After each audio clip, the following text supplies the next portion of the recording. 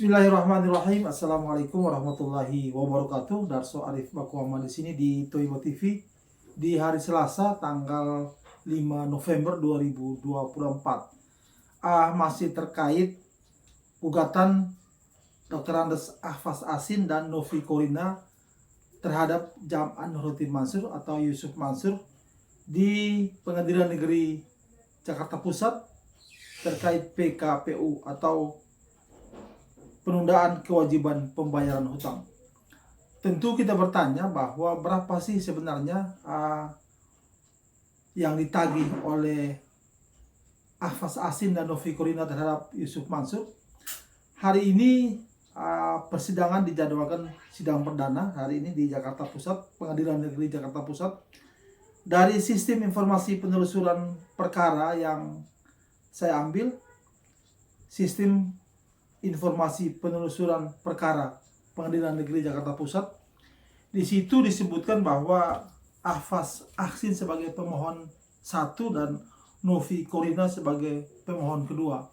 Kita tahu bahwa Ahfaz Asin adalah mantan direktur utama dari PT Paiteren Asset Management dan Novi Korina adalah salah satu top manajer di perusahaannya Jam'an Nurhotin Mansur atau Yusuf Mansur itu. Dari sistem informasi penelusuran perkara Pengadilan Negeri Jakarta Pusat terbaca bahwa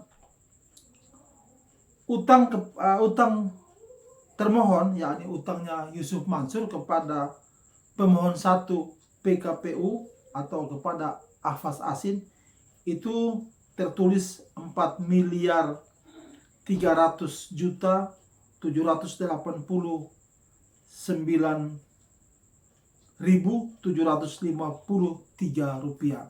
Sekali lagi 4,3 miliar kurang lebih.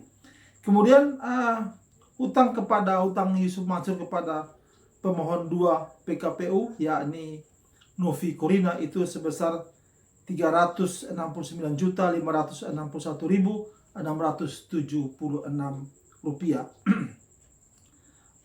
Saudara-saudara, dibanding dengan orang lain yang punya tagihan kepada Yusuf Mansur, Ahfaz Asin dan Novi Korina, walaupun mereka pernah menjadi anak buahnya Yusuf Mansur di Paiteren Asset Management, perusahaan manajer investasi syariah, begitu kata Yusuf Mansur, yang dimiliki oleh Yusuf Mansur, mereka termasuk orang yang berani untuk mau membawa masalah hutang piutang dengan Yusuf Mansur ini ke pengadilan. Saudara-saudara, saya pernah bertemu dengan orang bernama Pak DJ. Saya dengan Pak Heri Muhammad, wartawan senior kita, pernah bertemu dengan Pak DJ di Bintaro pada bulan Desember 2021. Kepada kami, Pak DJ mengaku bahwa dia punya tagihan kepada Yusuf Mansur itu dimulai ketika Yusuf Mansur baru memulai membangun wisata hati. Sudah lama sekali, di awal tahun 2000. Pak DJ mengaku bahwa dia memberikan kepada Yusuf Mansur sebuah Mercedes-Benz seri E200 kalau nggak salah, terus satu mobil Mitsubishi Kuda, juga sebuah rumah di Bintaro. Pak DJ berulang kali meminta kembali uangnya kepada Yusuf Mansur, namun sebegitu banyak juga janji yang Yusuf Mansur berikan kepada dia. Sampai hari ini saya belum dapat berita lagi apakah Pak DJ sudah mampu menagih hutangnya atau belum. Saya tidak mendapat informasi lagi. Yang berikut pernah bertemu dengan saya juga seorang pengusaha rumah makan Padang yang berasal dari Kebumen, Pak Anif namanya, pernah juga saya muat di channel ini, mengaku bahwa dia juga punya tagihan kepada Yusuf Mansur sekian miliar, sekitar 2 miliar. Namun sepanjang yang dia menagih kepada Yusuf Mansur, sepanjang itu juga dia tidak pernah mendapatkan hasil. Pak Hanif mengaku bahwa Yusuf Mansur berhutang kepada dia dalam rangka investasi batubara yang terjadi hampir bersamaan waktunya dengan investasi batubara Jamaah Masjid Darussalam Kota Wisata Cibubur. Saudara-saudara, kepada saya juga pernah mengaku, Pak AN namanya, Pak AN ini mengaku bahwa dia adalah kontraktor dari Masjid Al-Mansur, di mana masjid tersebut berada satu lokasi perkantoran dengan kantor Paitren di Bandung. Pak AN mengaku bahwa dia masih punya tagihan sebanyak 5, sekian miliar kepada Yusuf Mansur. Dan sampai hari ini saya juga belum dapat informasi lagi bahwa apakah Pak DJ sudah mampu atau sudah berhasil menagih hutangnya kepada Yusuf Mansur atau belum. Saya belum mendapat informasi. Yang berikut ada lagi orang yang mengaku kepada saya dan bertemu saya bahwa dia juga masih punya tagihan kepada Yusuf Mansur sebanyak 7, sekian miliar, yakni Pak Haji Ahmad Sulhan yang berada di Tangerang. Pak Haji Sulhan ini adalah orang yang punya proyek apartemen Topas di Jalan Muhammad Toha, Tangerang, yang kemudian oleh Yusuf Mansur diambil alih proyek itu dan dijadikan sebagai Hotel City. Kepada saya, Pak Haji Sulhan mengaku bahwa dia punya tagihan kurang lebih 7 miliar. Pak Haji Sulhan juga pernah bertemu dengan saya dan Ibu N namanya, itu pada bulan Maret 2022. Nah, kepada kami, Pak Haji Sulhan menunjukkan bukti-bukti tagihan dia kepada Yusuf Mansur. Beberapa hari setelah Ibu N, saya dan Ibu N bertemu dengan Haji Sulhan, dan Haji Sulhan menunjukkan bukti-bukti tagihan dia kepada Yusuf Mansur, Ibu N kemudian menelpon Yusuf Mansur mengatasnamakan Haji Sulhan untuk menagih hutangnya. Peristiwa menagih hutang Ibu N kepada Yusuf Mansur ini sudah saya tayangkan pada Toiba channel saya yang sudah di-tag down oleh Google. Hari ini saya mau merilis kembali bagaimana Ibu N menelpon Yusuf Mansur menagih hutangnya Pak Haji Sulhan. Dari situ kita bisa tahu bagaimana Yusuf Mansur menanggapi orang yang menagih hutang kepada dia. Saudara-saudara, selain orang per orang yang saya bertemu dan mereka mengaku bahwa mereka punya tagihan kepada Yusuf Mansur atau Yusuf Mansur punya hutang kepada mereka, saya kali ini mau membacakan selain orang per orang, Yusuf Mansur juga masih punya tanggung jawab hutang kepada beberapa pihak, beberapa kelompok. Saya bacakan di sini umpamanya Yusuf Mansur itu masih punya hutang kepada investor patungan usaha. Di situ ada ribuan orang yang tercatat sebagai investor patungan usaha, orang-orang yang berinvestasi 1 juta atau 10 juta dan kelipatannya, atau 12 juta dan kelipatannya. Juga orang-orang yang menyetorkan uang secara langsung dan juga mentransfer. Jadi di situ masih banyak ribuan orang yang Yusuf Mansur belum membayar hutangnya kepada mereka. Yang berikut ada investor Kondotel Moyofidi. Di situ kurang lebih ada 2 miliar uang orang yang belum dikembalikan oleh Yusuf Mansur. Ada tak kurang dari seribuan orang di situ yang berinvestasi di situ. Jangan lupa juga bahwa Yusuf Mansur masih punya hutang kepada investor batubara Masjid Darussalam yang terjadi pada 2009. Di situ ada 55 miliar uang yang harus dikembalikan oleh Yusuf Mansur. Ada juga investasi nabung tanah, di mana Yusuf Mansur mensasar ratusan tenaga kerja wanita kita di Hong Kong. Di situ juga Yusuf Mansur masih punya hutang kepada mereka yang terbilang miliaran. Yang berikut ada namanya investasi sawah. Ini belum terungkap sama sekali. Entah di situ berapa banyak orang yang berinvestasi dan entah berapa banyak uang yang dikumpulkan oleh Yusuf Mansur di situ. Wallahu a'lam. Kemudian ini yang sangat fenomenal, yakni pengguna aplikasi Paitren. Di situ mungkin tercatat di situ hampir 1 juta orang pengguna aplikasi Paitren. Mereka membeli aplikasi itu dengan nilai 350.000 sampai 10 juta. Mungkin hari ini mereka juga masih menganggap bahwa itu sesungguhnya adalah hutang Yusuf Mansur kepada mereka.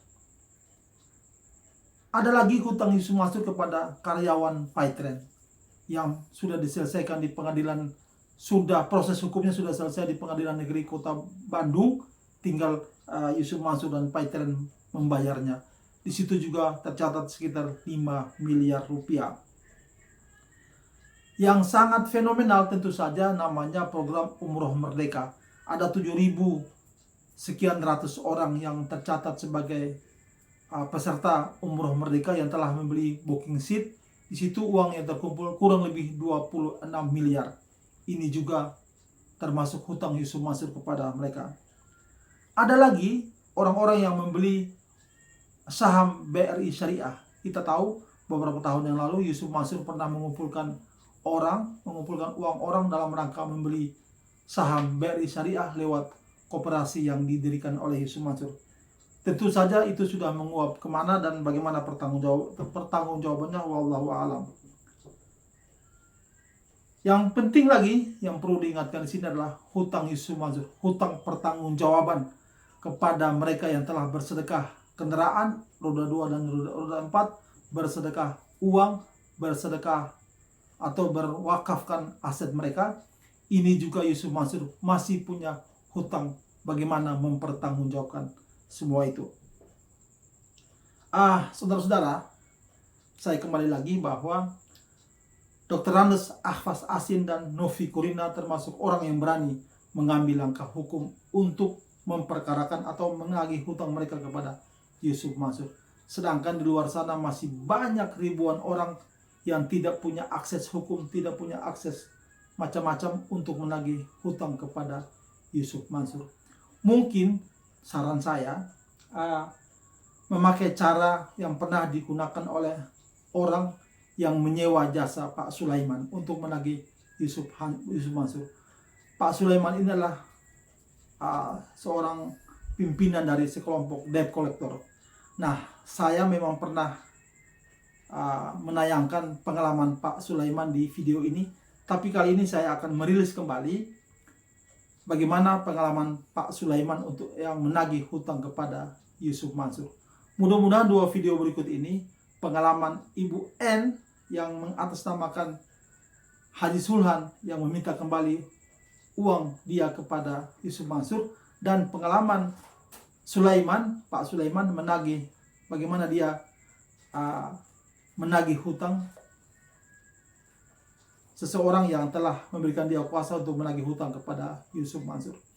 Semoga saja orang-orang yang merasa punya hutang kepada Yusuf Mansur boleh meniru langkah yang telah diambil oleh Pak Dr. Randes Ahfaz Asin dan Novi Kurina, juga meniru apa yang dilakukan oleh Pak Sulaiman yang telah disewa oleh seseorang dalam rangka menagih hutangnya kepada Yusuf Mansur. Saudara-saudara, hutang Yusuf Mansur kepada Ahfaz Asin dan Novi Kurina ini tidak sampai angka 5 miliar. Sebuah angka yang sangat kecil bagi seorang Yusuf Mansur. Jika saja Yusuf Mansur itu mau membayar hutang kedua orang ini, tentu saja tidak sampai ke pengadilan masalah ini. Ini bila kita banding dengan aset yang dimiliki oleh Yusuf Mansur dari salah satu bisnisnya, yakni rumah makan warung Steak and Shake.